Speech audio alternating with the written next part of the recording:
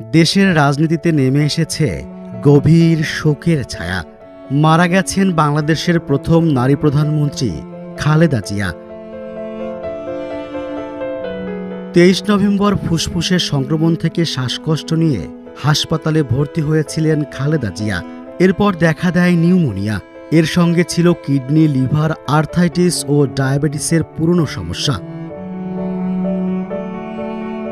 চিকিৎসকেরা সর্বোচ্চ চেষ্টা করলেও একটি রোগের চিকিৎসা করতে গেলে আরেকটির ওপর বিরূপ প্রভাব পড়তে থাকে। শেষ পর্যন্ত তাকে আর বাঁচানো যায়নি। রাজনীতিতে খালেদা জিয়ার অবদান অমূল্য।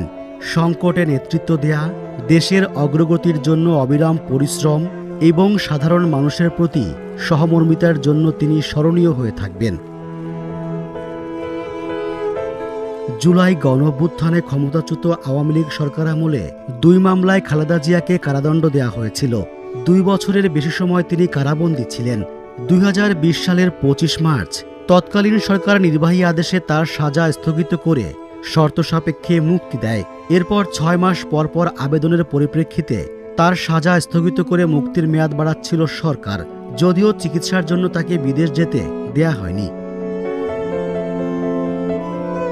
গণঅভ্যুত্থানে আওয়ামী লীগ সরকার পতনের পর খালেদা জিয়া মুক্তি পান।